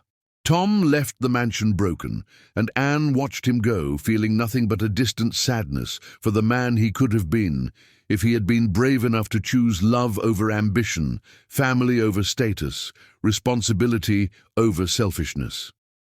He had thrown away diamonds and ended up with ash, and that was exactly what he deserved. Chapter 7. The War for Money. Tom Hardy filed the lawsuit 6 weeks after being ejected from the Thornton mansion, and when the papers arrived via process server, Anne felt rage more than fear. The legal documents claimed Anne had deliberately hidden his children from him, deprived him of his parental rights for over 3 decades, and now that he had discovered their existence, he was entitled to establish a relationship and potentially claim a portion of any inheritance his biological daughters received from the Thornton estate as their legal guardian, despite their adult status. The lawsuit was transparently about money, barely bothering to dress up its mercenary intentions in the language of parental rights. And Anne sat in the library, reading the claims with Josephine and Lawrence beside her, while Delilah paced furiously, her attorney's mind already dissecting every weak point in Tom's case. "This is garbage," Delilah announced, throwing the papers down. "Complete garbage. He has no standing as a legal guardian for adult children. He has no claim to inheritance that comes through your bloodline, not his. And his entire argument about being denied parental rights collapses the moment I submit evidence that you attempted contact and he refused it." "Do you have that evidence?" Lawrence asked. Anne nodded. "I kept copies of the returned letters, records of the unanswered calls. I was young and scared, but I was thorough, documenting everything in case he ever came back claiming I kept his children from him. I never imagined it would actually happen 3 decades later." Josephine placed a protective hand on Anne's shoulder. "We'll fight this together. The Thornton legal team is the best in the country, and we're not going to let this man terrorize you after everything he's already taken." The case dragged on for months, each hearing more brutal than the last. Tom's lawyers tried to paint Anne as vindictive, as a woman who deliberately kept children from their father out of spite, conveniently ignoring the timeline that showed his complete abandonment came before the pregnancy. They tried to claim Anne had a legal obligation to track him down and inform him regardless of his clearly expressed desire for no contact, as though his rejection of their marriage somehow did not extend to rejecting the consequences of their final night together. Delilah demolished their arguments with surgical precision, presenting evidence that painted a picture of Tom's wholesale abandonment. Returned letters, rejected calls, divorce papers that explicitly stated his desire for complete separation. She produced testimony from Anne's former landlords about evictions, from doctors about medical bills Anne could not pay, from teachers who helped Delilah and Ivy when their mother's resources were exhausted. She built a case that showed Tom Hardy had every opportunity to be involved and chose not to be, that his ignorance was willful and his absence was choice.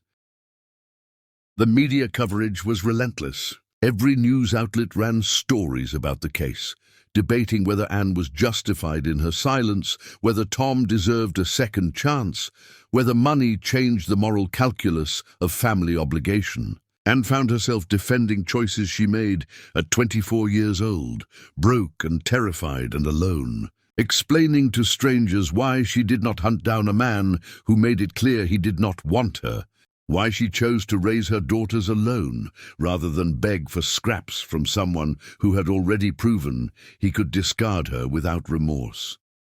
Talk shows hosted panels where people who knew nothing about Anne's life dissected her decisions with an expertise born from ignorance. Some defended her fiercely, other single mothers who recognized the impossible position she had been in, women who understood that chasing a man who explicitly rejected you was not empowerment but desperation. Others condemned her, mostly men who thought biology trumped everything, who believed Tom's sperm entitled him to access regardless of his abandonment, who could not comprehend that fatherhood required more than genetics and a lawsuit filed 3 decades too late, and sat through depositions where Tom's lawyers asked invasive questions about her finances, her relationships, her parenting choices, trying to find any crack they could exploit.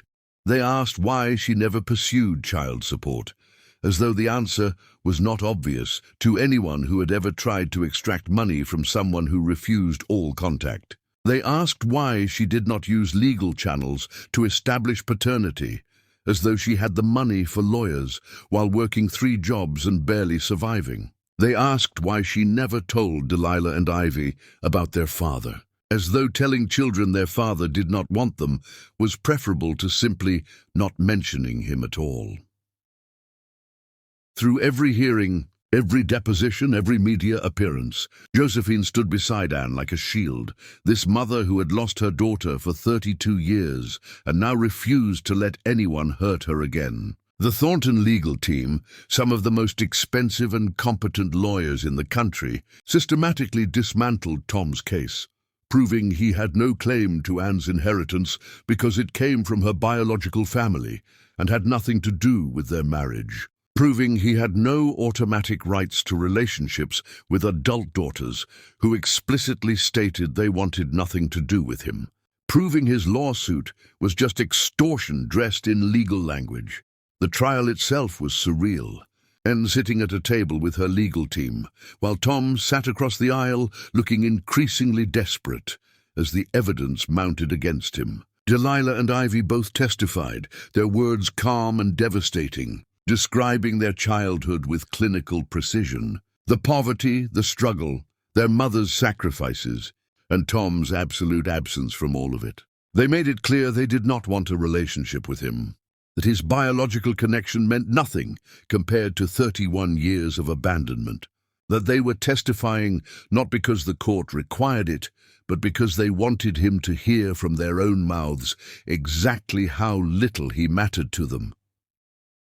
The judge, a black woman in her 60s who had seen too many deadbeat fathers try to rewrite history, listened to everything with an expression that grew progressively colder. When both sides finally rested their cases and she delivered her ruling from the bench, her voice carried contempt that was barely professional.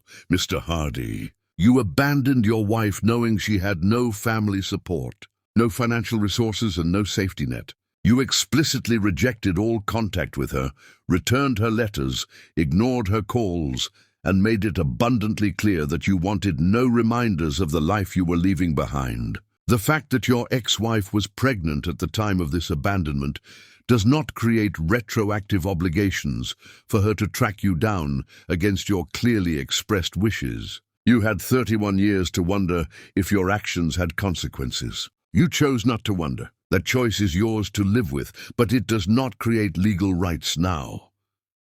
The judge continued, her words precise and final. "You have no claim to Miss Anne's inheritance, which comes from her biological family and predates your marriage. You have no automatic rights to relationships with adult children who have explicitly stated they do not want contact with you. Your lawsuit is denied on all counts. Furthermore, you are ordered to pay Miss Anne's legal fees, and I am issuing a restraining order that prevents you from contacting her or her daughters without their explicit written consent. If you violate this order, you will be held in contempt. Do you understand?" Tom nodded mutely, his face grey, and Anne felt no triumph in his defeat, just exhaustion from months of reliving trauma that should have stayed buried. The restraining order should have ended it, should have given them peace. But Tom was desperate, and desperate men do desperate things.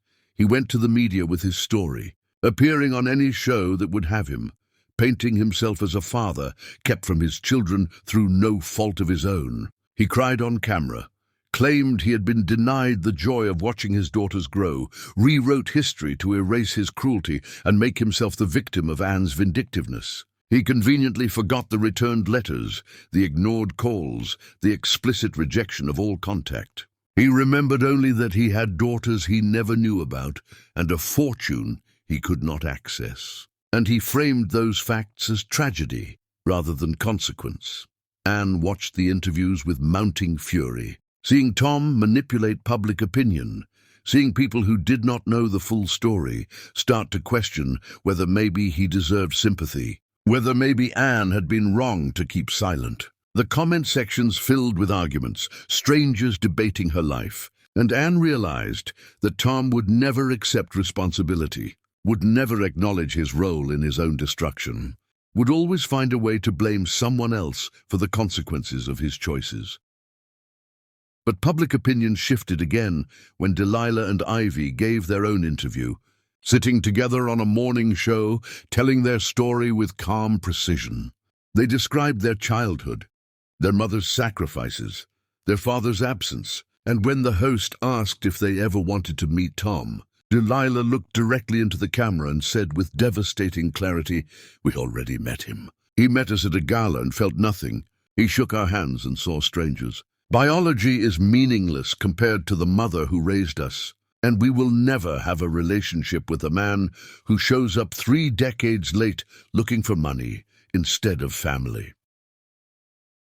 The interview went viral, and the tide of public opinion turned decisively. People saw Delilah and Ivy's confidence, their obvious love for their mother, their complete disinterest in the man who donated half their DNA, and they understood what Anne had been trying to explain all along. That fatherhood is earned through presence and love and sacrifice, not claimed through genetics and lawsuits and media manipulation.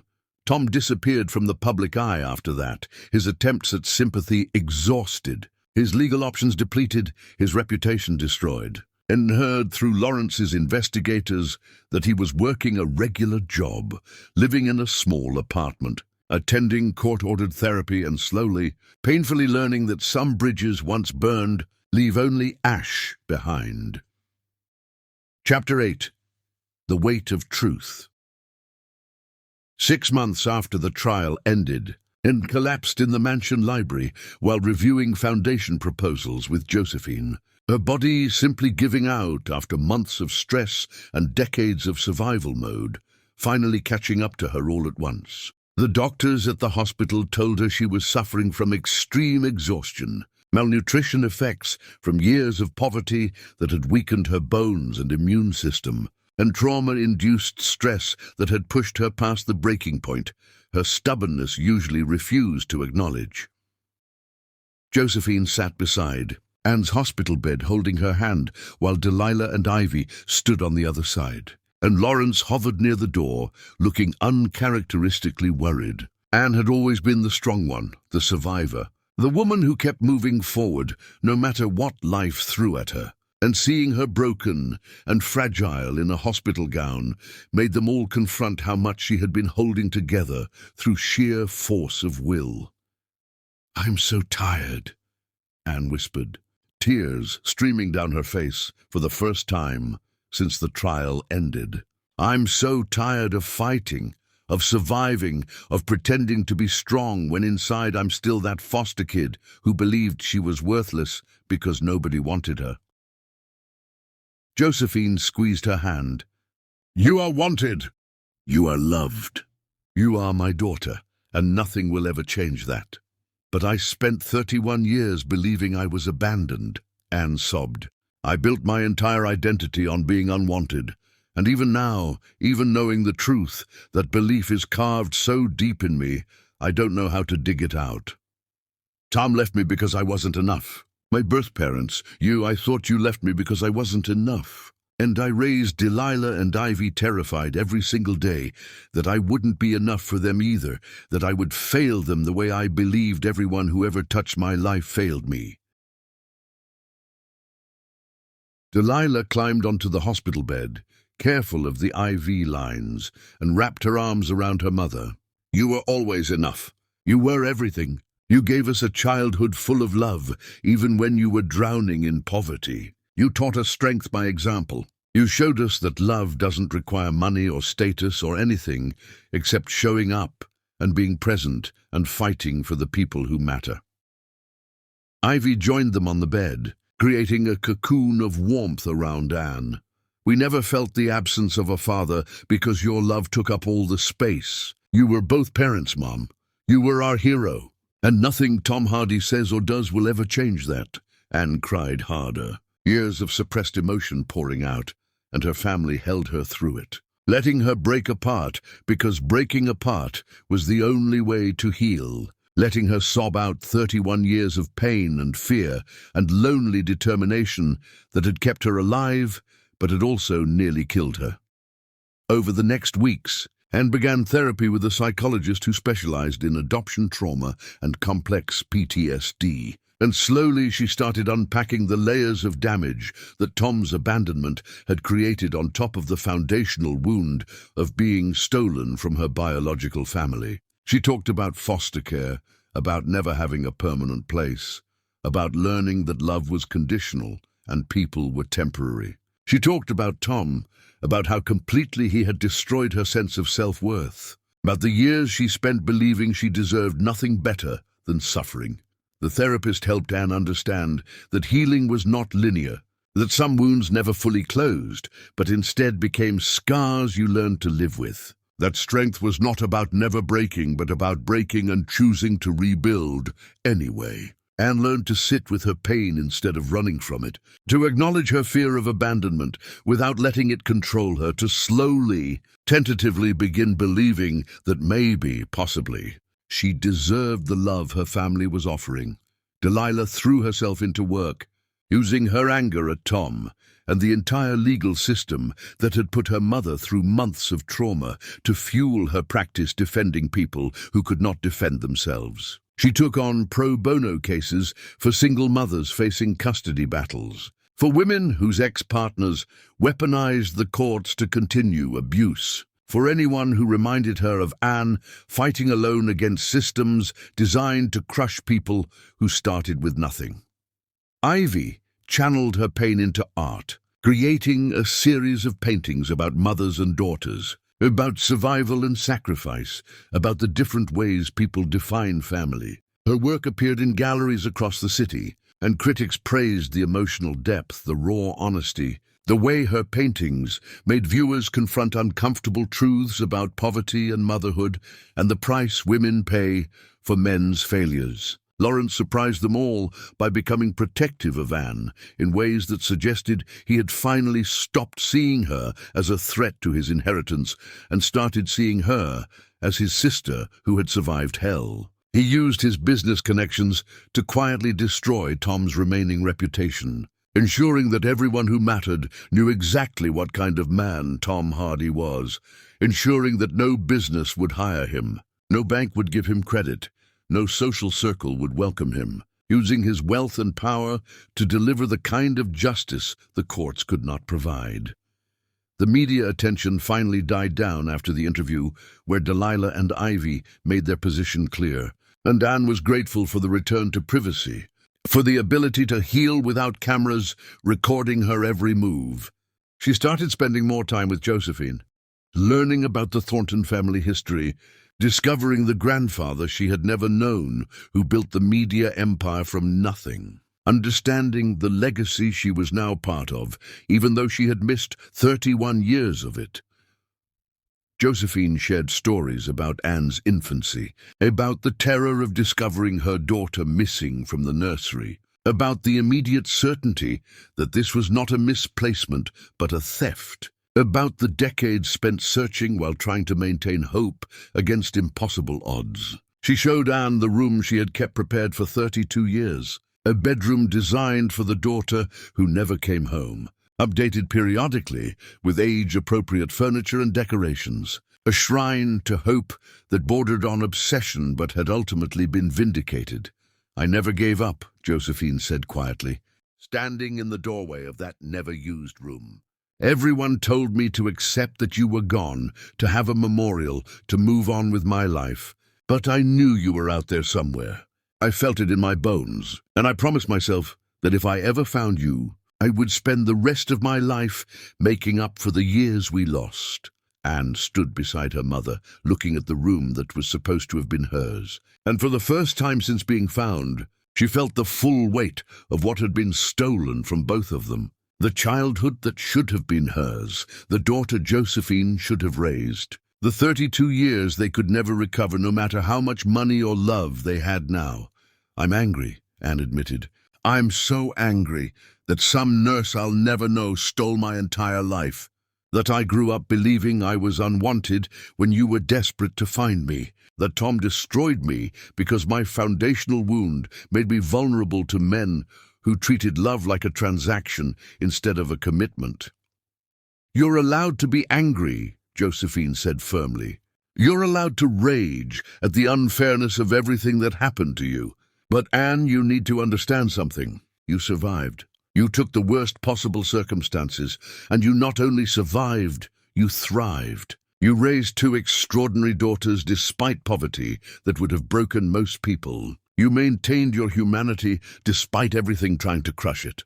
That's not luck or accident. That's strength and character and the kind of inner light that can't be extinguished no matter how dark things get." Anne wanted to believe her mother's words, wanted to see herself as strong instead of just stubborn, as brave instead of just too scared to give up. But the work of changing her self-perception was slow and painful and required confronting truths she had spent 3 decades avoiding. The turning point came on a Tuesday afternoon when Anne was walking through the mansion gardens and came across Delilah and Ivy having lunch on the terrace. They were laughing about something, their heads bent together the way they had done since childhood. And watching them, Anne felt something shift inside her chest, some fundamental understanding clicking into place. She had done that. She had created those women. She had taken the worst night of her life, that final desperate coupling with Tom Hardy, and from that pain she had brought forth 2 human beings who were kind and brilliant and strong. Tom's abandonment had tried to destroy her, but instead it had forced her to become both parents, to develop strength she never knew she possessed, to love with an intensity that had shaped Delilah and Ivy into people who knew they were valuable, regardless of circumstances or bank account balances. Anne joined her daughters on the terrace, and Ivy poured her tea while Delilah moved over to make space. And sitting there in the sunshine, surrounded by luxury that still felt surreal, Anne understood that healing did not mean forgetting or forgiving. It meant integration, taking all the broken pieces of who she had been and building something new that acknowledged the damage without being defined by it. "I love you both so much," Anne said quietly. "I know I don't say it enough, but you are the best thing I ever created, the only thing I did right when everything else was falling apart." "We know, Mom," Delilah said softly. "We've always known." And for the first time in longer than she could remember, Anne believed it. Chapter 9. The Reckoning Without Redemption. Spring arrived wet and cold, rain drumming against the mansion windows, while Anne sat in the library, reading through proposals for the charitable foundation Josephine wanted to establish in her name, focused on supporting single mothers and children in foster care. The work felt meaningful in ways Anne never imagined her life could feel meaningful, using the fortune she never earned to help people in situations she understood intimately, turning her suffering into something productive instead of just letting it sit inside her like poison. The knock on the library door interrupted her concentration, and Lawrence entered looking grim. "There's someone at the gate. Tom Hardy. He's asking to see you, and Anne, he looks bad. Really bad." Anne's first instinct was to refuse, to have security send him away again, but something in Lawrence's expression stopped her. "But how? Like he's given up on everything except this one last attempt. He's been standing in the rain for 2 hours, waiting for you to even consider talking to him. The guards say he's not drunk, not aggressive, just broken." Anne closed the proposal file. "Let him in. Are you sure?" No. But I think maybe I need to see him one more time to understand if the hate I've been carrying is still necessary or if I'm ready to set it down." They brought Tom to a small sitting room, not the grand library where previous confrontations had occurred, and Anne waited alone, having asked Josephine and Lawrence to stay nearby but out of sight. When Tom was shown in, dripping wet because he had refused an umbrella or coat from the guards, Anne barely recognized him. He had lost weight he could not afford to lose, his clothes hanging on a frame that looked skeletal, his face gaunt with suffering that went deeper than physical deprivation. The grey in his hair had spread completely, and his eyes carried the kind of emptiness that Anne recognized from her own mirror in the months after he left her. Tom stood in the doorway, water pooling at his feet, and did not try to come closer. "Thank you for seeing me. I know I don't deserve even this much." "You don't," Anne agreed. "Sit down before you fall down. You look like you haven't eaten in weeks." Tom sat in the chair across from her, and the distance between them felt like an ocean made of all the years and pain they could never bridge. He stared at his hands, at the dirt under his nails, and the calluses from whatever work he was doing now. And when he spoke, his voice was so quiet Anne had to lean forward to hear him. "I'm not here to ask for anything. Not money, not forgiveness, not a relationship with Delilah and Ivy. I'm just here because I needed you to know that I understand now. I understand what I threw away. I understand that the poverty I experienced briefly is nothing compared to the poverty of spirit I've lived with since leaving you. I understand that success without love is just another form of failure." Anne listened without interrupting, giving him the courtesy of being heard even though she owed him nothing. "I destroyed the best thing in my life because I was too stupid to recognize its value," Tom continued, tears mixing with rainwater on his face. "I destroyed you because I thought happiness was about money and status, instead of about being loved by someone who saw all my flaws and chose me anyway. And I'll spend whatever is left of my life knowing that I had everything and traded it for nothing. Is that what you came here to say?" Anne asked quietly. "That you finally figured out what I was worth after you threw me away?" "I came here to release you," Tom said. "I've spent months in therapy learning that my narcissism destroyed us, that my inability to value anything I couldn't monetize made me treat you like you were disposable when you were actually irreplaceable. I came to tell you that you were right about everything, that I was cruel and selfish and too damaged to deserve the love you gave me. I came to tell you that the failure of our marriage was my failure alone, and I'm sorry I made you believe otherwise." Anne felt tears burning behind her eyes, but refused to let them fall. "Your apology doesn't change anything. It doesn't give me back the years I spent believing I was worthless. It doesn't erase Delilah and Ivy's childhood poverty. It doesn't undo the damage you did." "I know," Tom said. "I'm not apologizing to be forgiven. I'm apologizing because you deserve to hear that none of it was your fault, that you were always enough, that my leaving had everything to do with my brokenness and nothing to do with your value."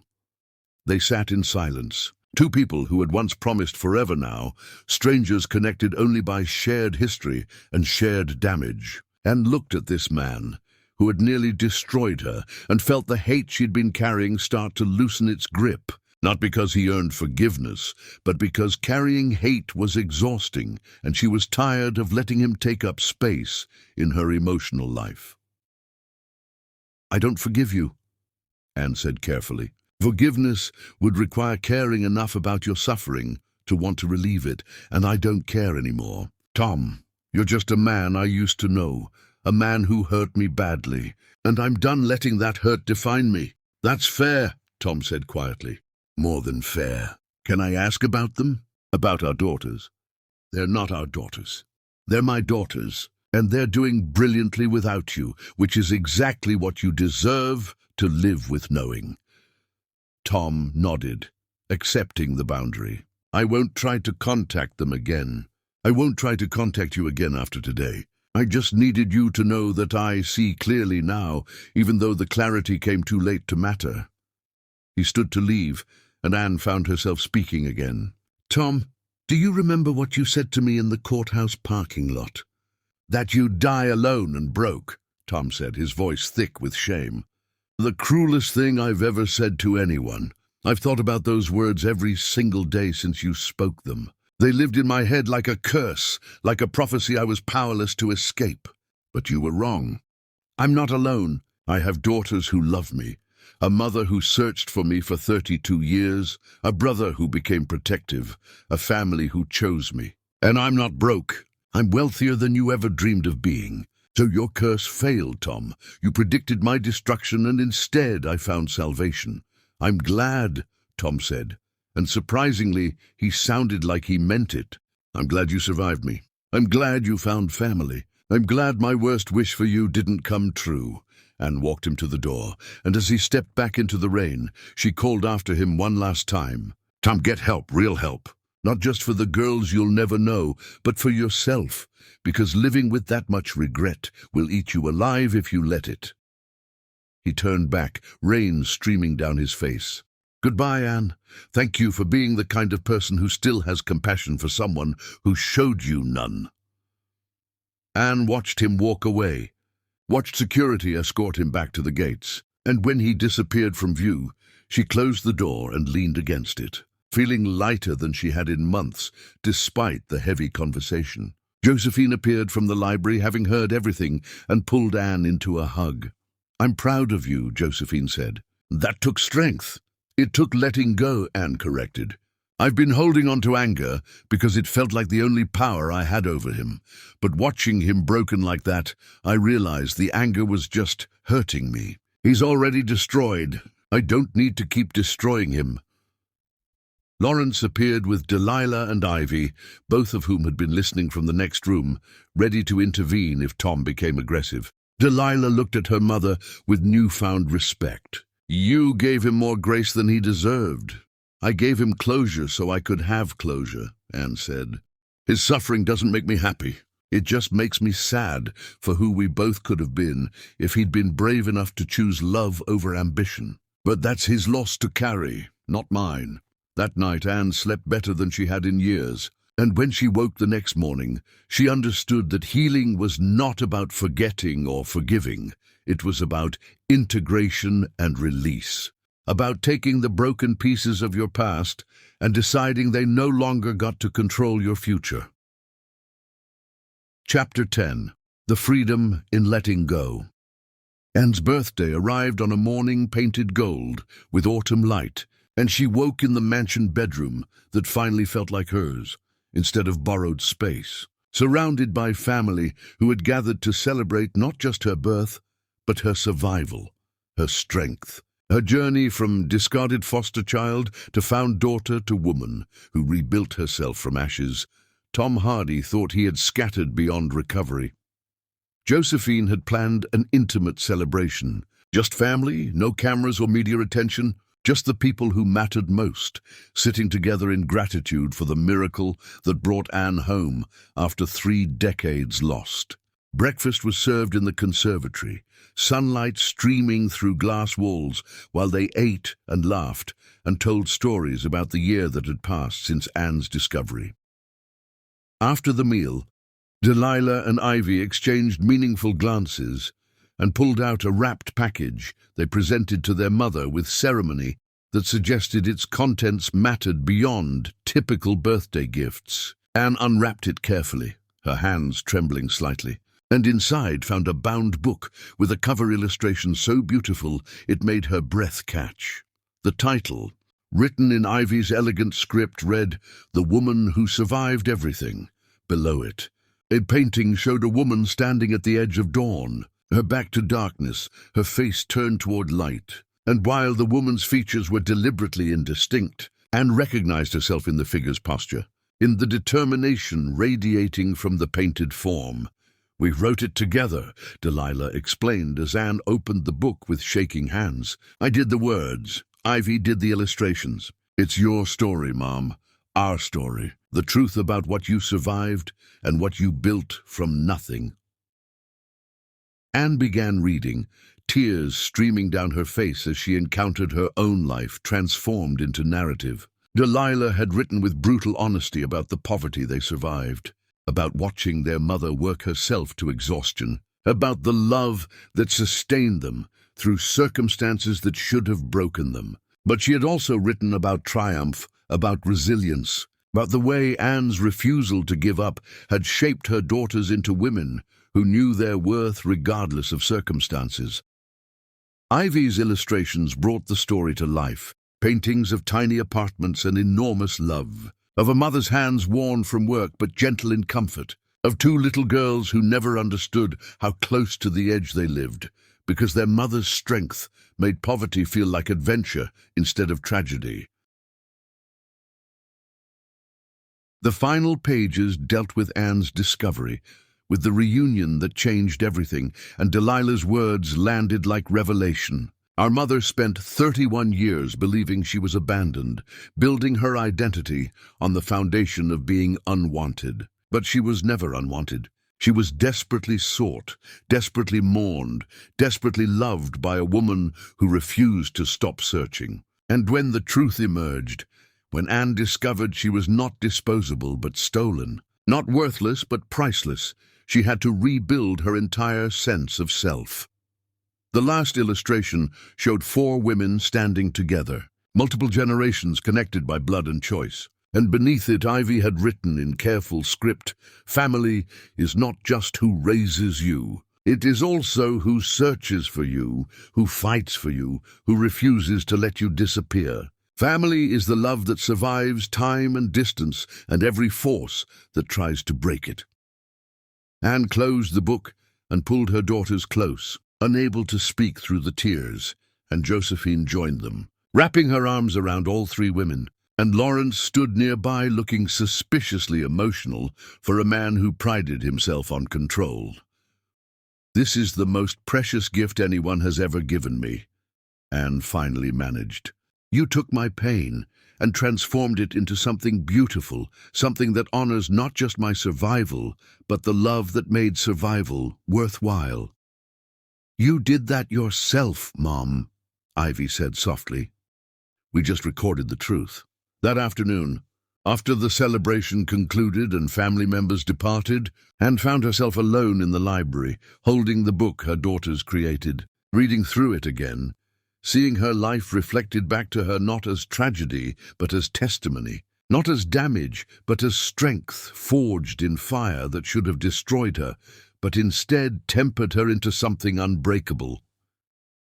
She thought about Tom Hardy, about the man he used to be and the man he had become, and she felt no triumph in his suffering, no satisfaction in his regret. She felt only freedom, the freedom that came from releasing anger, from understanding that his cruelty revealed his brokenness, not her worthlessness, from choosing to build her future on the foundation of who she actually was, instead of who his abandonment tried to tell her she was. Anne thought about Josephine's 32-year search, about the obsessive hope that had driven her mother to donate blood monthly in facilities across the country, creating a genetic net designed to catch her missing daughter if she ever needed medical intervention. That kind of love, persistent and unrelenting, had rewritten Anne's entire history, transformed abandonment into abduction, replaced the narrative of being unwanted with the truth of being desperately sought. She thought about Delilah and Ivy, these magnificent women who carried Tom's genes but none of his character, who had survived poverty without becoming bitter, who had watched their mother struggle without losing respect for her, who had built successful lives not despite their difficult childhood, but because their difficult childhood taught them what truly mattered, taught them that love was more valuable than money, that presence was more meaningful than presence, that showing up was the foundation of every relationship worth maintaining. That evening, as twilight painted the mansion gardens in shades of purple and gold, Anne walked outside and found Josephine sitting on a bench overlooking the rose garden. She sat beside her mother, and they remained silent for long minutes, just existing together in shared space, mother and daughter finally reunited after 3 decades apart. "Do you ever wonder what our lives would have been like if I hadn't been stolen?" Anne asked quietly. Josephine considered the question carefully. "Every day for 32 years, I wondered. I imagined the childhood you should have had, the security you deserved, the love I was denied the chance to give you. But Anne, watching who you became despite everything, watching the strength you developed through adversity, watching the way you loved your daughters with an intensity born from knowing what it feels like to be alone, I think maybe you became someone extraordinary precisely because you survived something terrible." "That doesn't make the terrible things acceptable," Anne said. "No," Josephine agreed. "It doesn't, but it means your suffering wasn't meaningless. You transformed pain into purpose, trauma into strength, abandonment into the kind of love that saved your daughters from ever feeling what you felt. That's alchemy, Anne. That's taking lead and creating gold."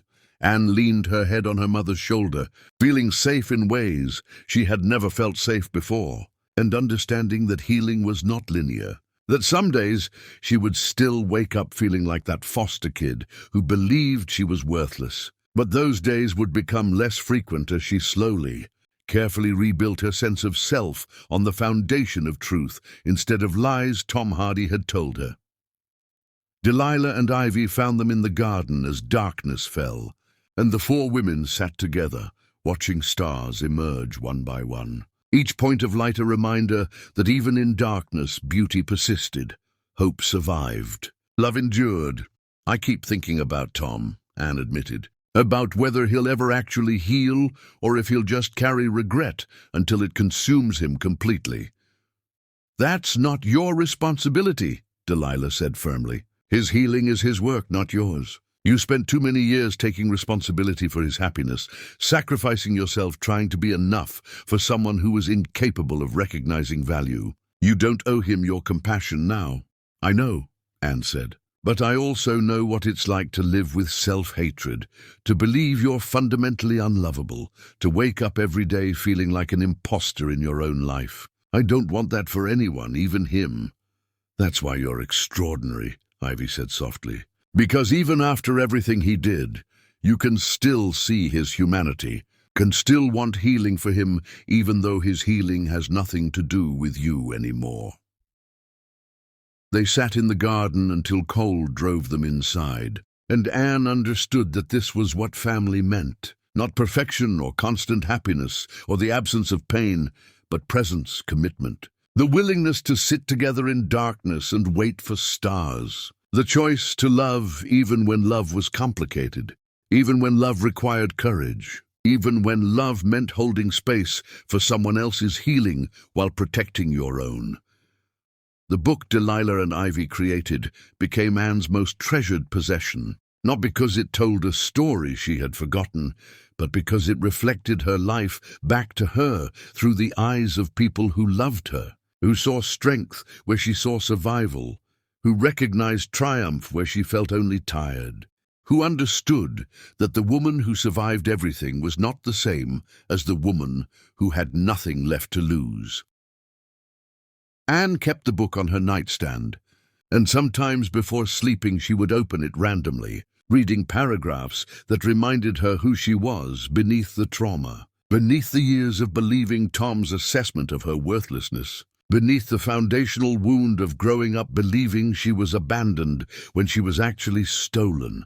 And slowly, page by page, day by day, Anne began believing the story her daughters told, began seeing herself as strong instead of just stubborn, as brave instead of just too scared to quit, as worthy of love not because she earned it through suffering, but because she existed, because she was Josephine's daughter and Delilah and Ivy's mother and Lawrence's sister and her own complete self, valuable without condition, deserving without qualification, enough exactly as she was. Tom Hardy faded into memory, his ghost finally released from the haunted spaces of Anne's heart. And while she did not forgive him, she also stopped allowing him to define her. His cruelty had tried to destroy her, but instead it had forced her to discover strength she never knew she possessed, to develop resilience that carried her through decades of struggle, to love her daughters with an intensity that ensured they never felt the abandonment she had felt. And that, Anne finally understood, was her true inheritance. Not the Thornton billions or the mansion or the media empire, but the unbreakable bond between mother and daughters, the love that survived poverty and pain and every force that tried to break it, the proof that Tom Hardy had taken everything from her except the only things that actually mattered, her capacity to love, her determination to survive, and her unwavering belief that tomorrow could be better than today if she was willing to fight for it. And story did not end with forgiveness or reconciliation, or any neat resolution that tied trauma into tidy packages. It ended with acceptance, with integration, with the understanding that she was both the woman who survived terrible things and the woman who built beautiful things from the wreckage. That her past was part of her but did not define her. That Tom Hardy's assessment of her worth had been wrong from the beginning and remained wrong at the end. She was not the woman who would die alone and broke. She was the woman who survived everything and emerged surrounded by love, held by family, filled with purpose, and finally, blessedly, completely free.